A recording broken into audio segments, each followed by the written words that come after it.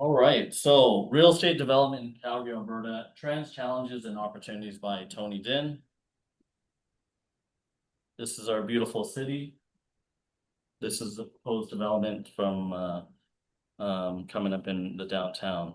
So just a little bit overview of the agenda. I'll talk a little bit about myself, historical context of real estate investing in Calgary, a predictable real estate market. So this is a scientific way to predict the market.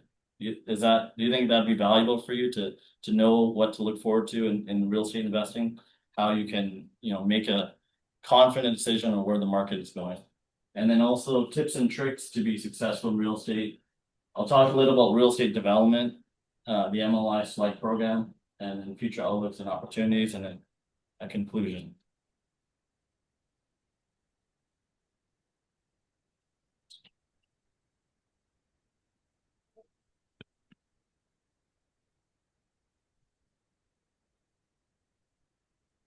So this is me here, born and raised Vietnamese Calgarian.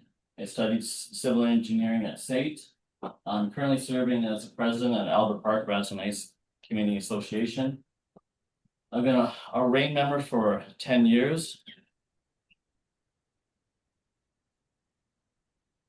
So RAIN is a real estate network. They've transacted over billions of dollars in real estate. So if you want to get into real estate, it's helpful to be with a network, with a group of people that you can talk, share ideas about real estate.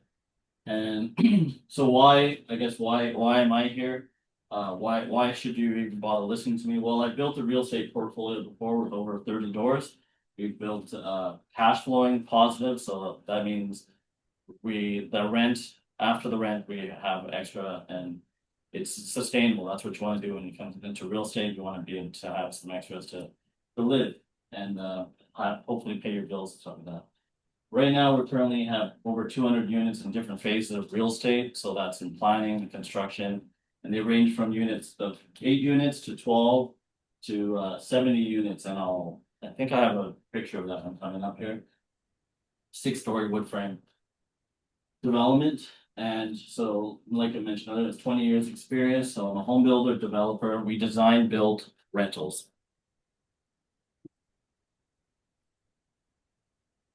So what you need to know about Calgary is a boom and bust city. It always has and it always will, meaning that it is closely tied to the oil and gas energy sector. So when the oil and gas sector is strong, it means there's lots of jobs and people will be coming to Calgary so that they can look for good paying jobs and it will where they can raise their families and provide for themselves.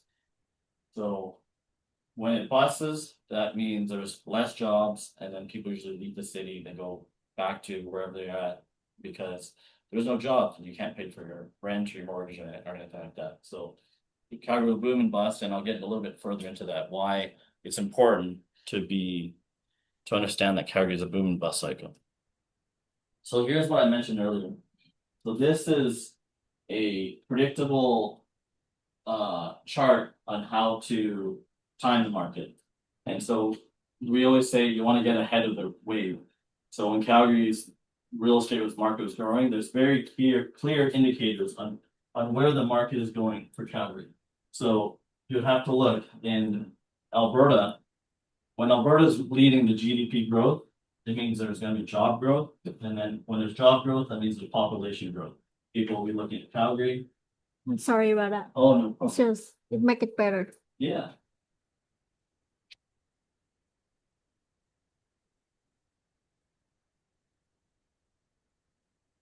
So as there's more population, you're going to get more rental demand. So we have a certain amount of properties, housing, and then more people come, and it's going to drive price up, right? And so increase rental demand. So let's say a house is, I don't know, 1,500, someone will pay 1,600, and then someone will pay 1,700, and it just keeps driving up.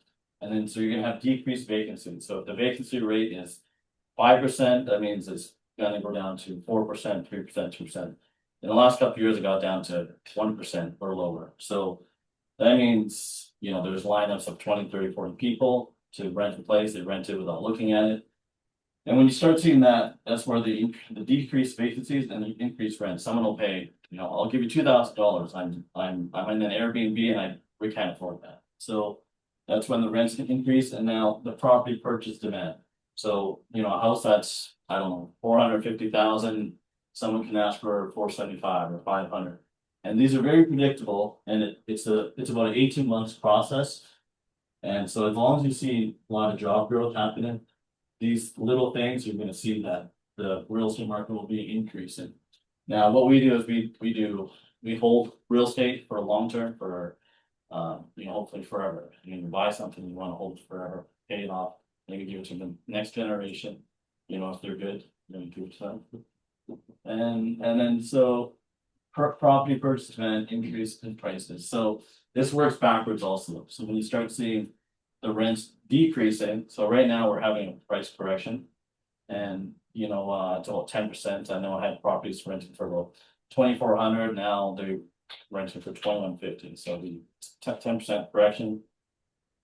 And so there's a bit of a correction because Calgary's been going crazy for the last month, 1 to 2 years. And so it's somewhere in this area where there's a lot of supply coming up and lower demand.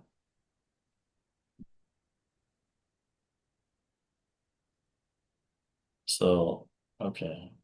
So tips and tricks to be successful in real estate. Be very good with your numbers. Know what rent you can demand for your properties. The mortgage costs, so you always want to know your bottom line. So mortgage costs, property tax, and insurance. That's a fixed cost that you will have every single month. So as long as you can cover that, you'll be positive. Yeah. Okay. And so if you want to get into something a little more advanced, you can get into multifamily commercial properties and you'll want to learn how to figure out the NOI divided by the cap rate, which is the valuation of the property, and location. So good ideas to invest near public transportation, employment. Friend there. Okay.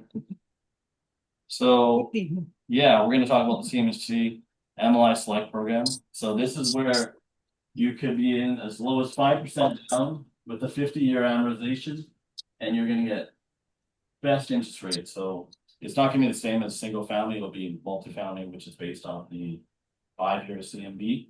And so if you had 50 years to pay off a mortgage, that means your payment will be lower. So instead of 25 years or 30 years, you extend it longer. How can I connect with your You have it car? No, right? cash flow. This guy talk about the unlock investment opportunity with like the. All right, so regulatory hurdles and zoning. So you want to learn. Sorry.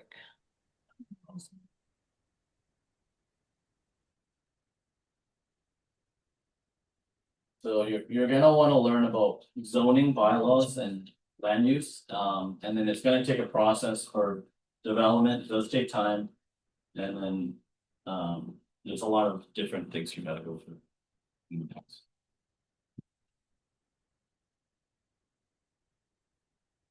Okay, so real estate development, MLI Select. So know your land use. So Calgary Land Use Bylaw, IP 2007.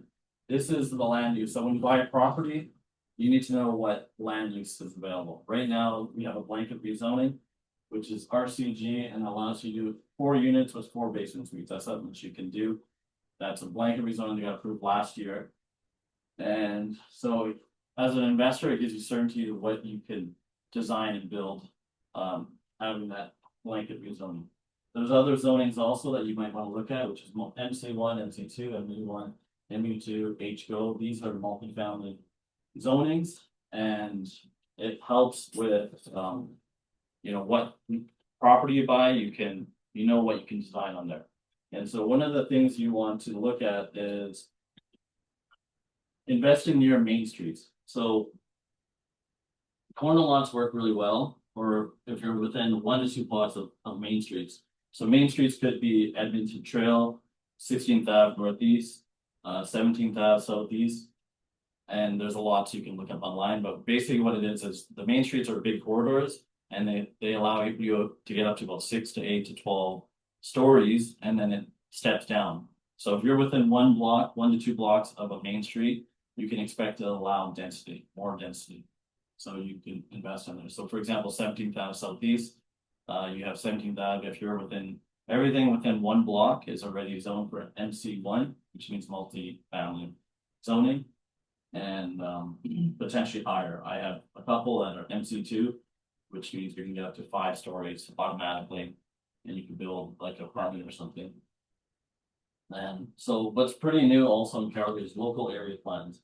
So local area plans are designed with the communities in mind of where the density is going to be. Calgary is known for sprawling out, urban sprawl, and we keep growing outwards, but we also want to start building upwards. And so the local area plans describes where density will be in our established communities. So established communities are communities that are already existing, and so where can you build more density in the communities? And I was an industry expert in the one for creative forest lawn, and yeah, you can go next. So real estate development, look for a good realtor. Jenna, I recommend Jenna. She's a good realtor. And so the size you want, a standard size is 50 by 120. That's standard size. That's, you don't want to get smaller than that. That's a good base to work with. Another strategy you could do is land assembly. So try to build you could try to buy 2 houses side by side, and then you have more land and you could potentially build something more. So, you know, if it's 150 by 120, you can get maybe 100 by 120. The one I'm going to show next is 100. I have 125 by 125. It's 1 block from 17th Avenue, and we got the zoning to do 6 stories, and that's I think 69 units. And another strategy, it's a land assembly, so we're able to buy 3 houses back to back, which is 150 by 120. So for commercial real estate, it is I consider more advanced strategy. You know, we started off buying single family homes. You rent the upstairs, rent the downstairs, easy. You know, it's pretty easy to maintain the roof and the appliances and stuff like that, and figure out the cost. But when you get into commercial, it's a little bit more advanced. But if you want to build a portfolio, that's where you have to learn and develop yourself to multi-family commercial. So, and I recommend you got to have some liquid equity just to when you get into the commercial projects. And so and then when you get into CMHC and MLI Select, it's not based on your personal income; it's more based on the project. So that's more commercial. Yeah. Next. So just quick step by step, how do you get into a development? So first you need to purchase a property. So I always tell everyone, you need to buy something or else you're going nowhere fast. Once you can acquire something, you can bring an idea, a concept, and then figure out what you want to put in there. So once you buy your property, you're going to get surveyors. You're going to need to reach out to a design team, an architect, or a drafter, and that's going to cost you about $15,000 to $20,000 for a 4-plex design with suites. And then you submit to the city for a development permit, and that's taken about 8 to 12 months to get approval. And although they are having a fast track project that will be coming through, and it takes about 8 weeks for approval, so that'll be coming up. And then after you get your development permit, you'll get a building permit and DSSP, which is a lot more engineering, and so it gets a little bit more involved. So after that, it takes about 12 months, and then about 12 months construction. So you're roughly 24 months before you can have keys to tenants. And so in real estate, they say this is not a get-rich scheme. Not a get-rich-quick scheme. It's a get-rich for sure. So over 80% of millionaires become so from real estate. This is so this is the building that we have designed right now. I'm going to get approval in maybe in the next week or two. It's 6 stories, 1, 2, 3, 4, 5, 6. And there's going to be a rooftop patio. There's going to be a garden. That's right off of 17th Ave. It's 19th Ave and 37th Street. And these are just side profiles of what it's gonna look like. Yeah, this is an eightplex that I built and we designed, so there's 4 units there and then 4 suited. That's just another angle. And here's another one that we're currently building. It's 5-plex, so there's 5 units and then there's 5 basement suites with the walk-up, and they're also 2 bedrooms. So we designed them with 2 bedrooms so that it's a little more affordable. You can share your rent with a roommate, a friend, your partner, you have your own business, whatever it is. But I like the walkout so that you have more lighting and more natural lighting, a little patio there, and it doesn't really feel like you're in the basement. So it's yeah, it's a little more desirable. Here's another one we have. This one, it's a 12 unit, 6 and 6. Conclusion. So we'll wrap this up here. So study your real estate markets. Calgary's real estate development adapts to shifting economic and social factors, influence growth change. So read books. You know, during COVID, I read like 20-25 books in real estate. So it helps a lot. And so be a contrary investor. I think that's the biggest thing when it comes to investing in real estate. You gotta be bold. You gotta buy when others are not buying. And when others are buying, maybe you can look at selling or refinancing. So that would be the biggest take. I think would be a contrarian investor. During COVID, we bought like 10 properties and we've done really well. And you gotta have courage to see something beyond what is present. Surround yourself with a good network, join a community association, join real estate networks, build a team. So you want to have a realtor, a lawyer, accountant, appraiser, mortgage broker, home inspectors, contractors, insurance brokers. And yeah, follow me on social. So feel free to add me on Facebook and Instagram. That's my phone number there. You can email me. And so, you know, I've been in the industry for 20 years and I just want to give back. So if anyone wants to get into real estate, feel free to reach out to me. And I think it's just 1, 2. And just to wrap it up, a little plug for myself here. I'm currently running for city councillor in Ward 9. These are the communities in Calgary for voting. And so,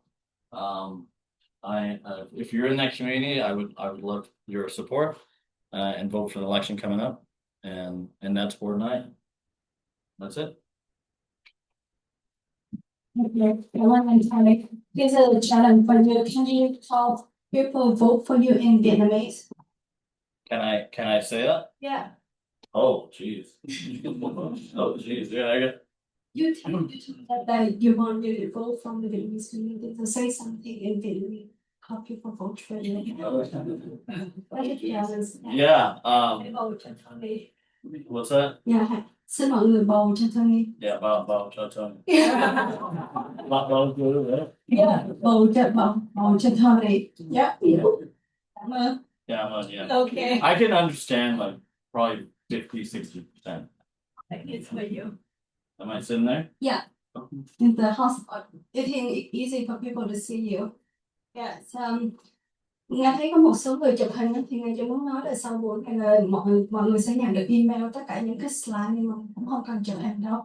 Cho nên là bây giờ bắt đầu là những ai mà đang online thì có thể gửi câu hỏi, nhưng mà mình sẽ bắt đầu với mọi người đang đây trước. Thì nếu như mà mọi người có câu hỏi gì với Tony thì mọi người cứ giơ tay mình sẽ dạ để nghe đi. Nghe lại cho cái slide liệu để cái thông tin cho Tony dùng.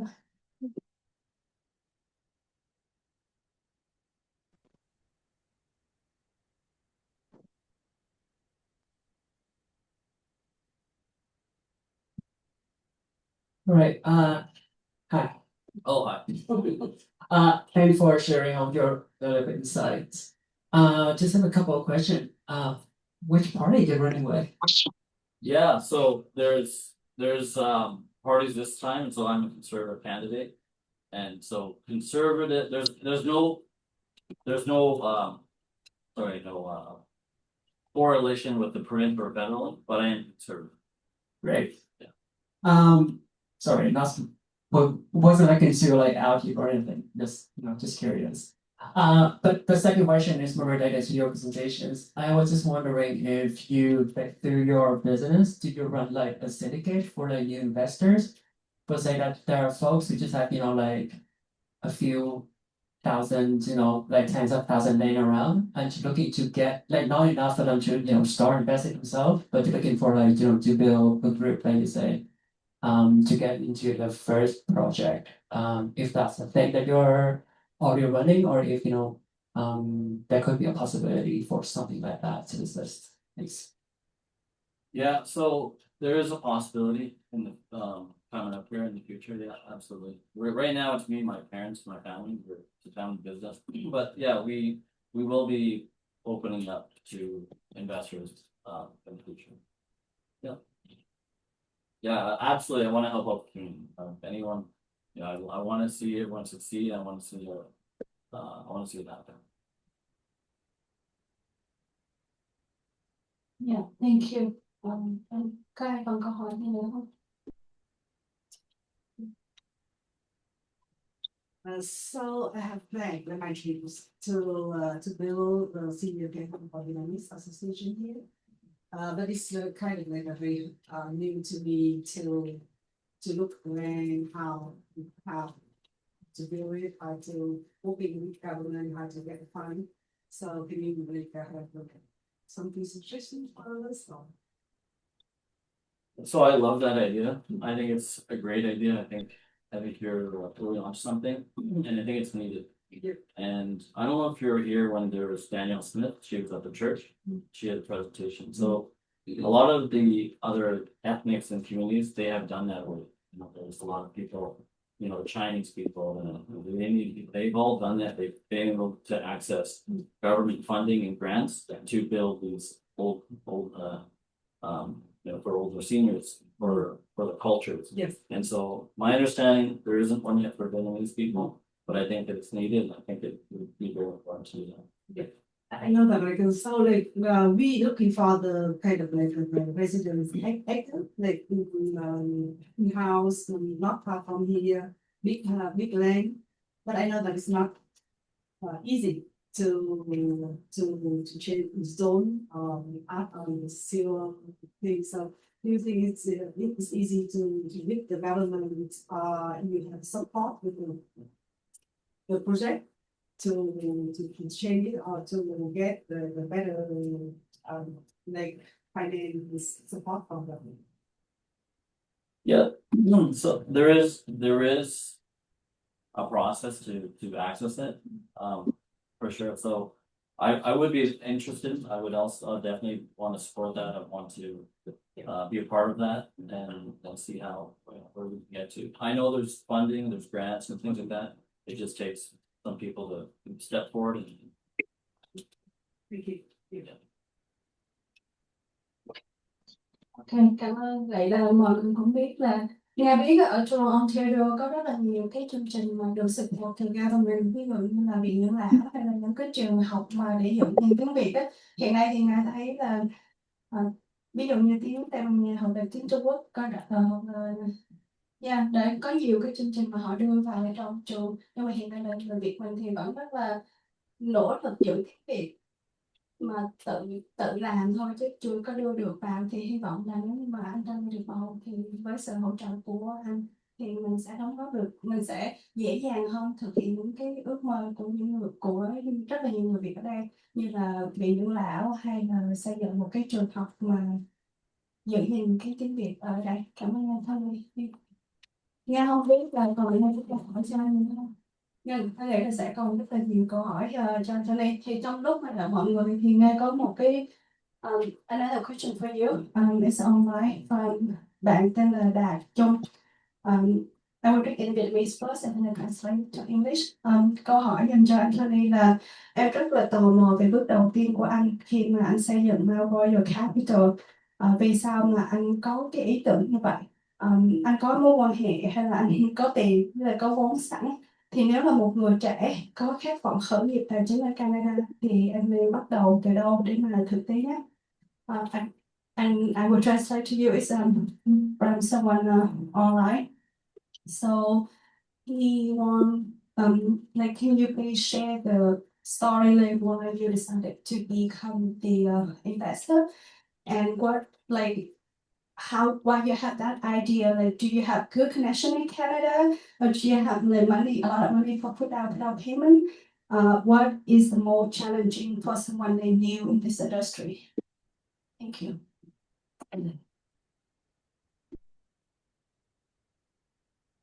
So it takes research. You gotta read, you gotta surround yourself with other investors also, but join real estate networks. And so this took me time, right? Like I've been in this journey for 20 years, and I would say probably in the last 10 years it started to go faster and faster. And it really does matter with real estate cycles. So when to buy and when to hold off or when to sell. So, you know, like I was mentioning, Calgary is a very boom and bust cycle. And so sometimes you get lucky, but you buy and you can do well. Now, for me, I really wanted to do good for the community. I wanted to revitalize 17th Avenue, Forest Lawn, east of Deerfoot, basically East Calgary, where a lot of people I grew up with. I grew up in East Calgary, and you know, I've invested in very nice places in Martelville, Killarney, and Renfrew, really nice areas. But I felt like building there is just another sexy building, and so when we go to Forest Lawn and other places, I feel like we're making a difference because we're tearing these houses that are older and we're doing something new. And so we feel like we're doing something better. You know, we're giving back and we're actually impacting how the community looks like. When you go there, you see our building. And when we design it with people, we wanted people to have pride in where they live and happy. And so that's why we try to make it's in the design to have people inspired. So yeah, it takes time, it takes a journey, and I would say it takes you want to buy, you know, start maybe slow, buy a single family house, let it rent, appreciate, and maybe buy another house and let it appreciate and cash flow, and then as you keep growing on and you build on to from single family to commercial, and then eventually you keep going. So I hope I kind of answered the question. Okay, thank you, Tony. Dạ, cảm ơn mọi người. Xin mọi người một tràng pháo tay cho anh Tony. Yeah, so cái người tiếp theo ngày hôm nay là chị Châu. Thì chị Châu, Nga nghĩ là Nga sẽ không có nói gì về chị Châu, nên Nga để chị Châu nói về chính công việc của mình. Nhưng mà Nga nghĩ Calgary rất là may mắn khi có chị Châu.